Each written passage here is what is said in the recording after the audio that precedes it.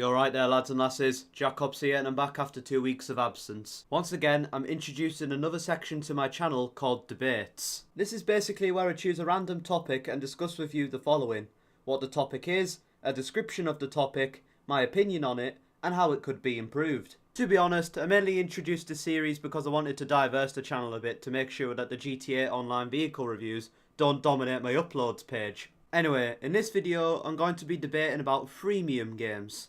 Freemium games are pretty much games that are offered to the customer for free, hence the free part. However, additional content for the game is typically locked behind a paywall, which the customer does have to pay for, obviously.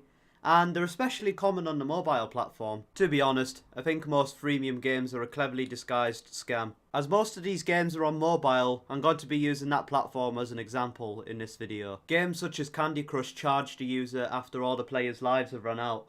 There's a countdown timer for restocking these lives, but that involves too much waiting. If that doesn't sound too bad, after a few levels have been progressed in the game, the remaining levels are locked behind a paywall.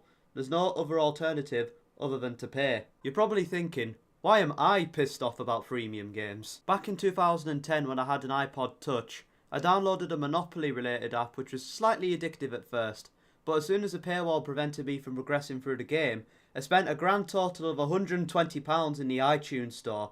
I was 9 back then, so stupidity was at its peak by that age. Then as I grew older and wiser, the truth behind freemium games begun to unfold for me.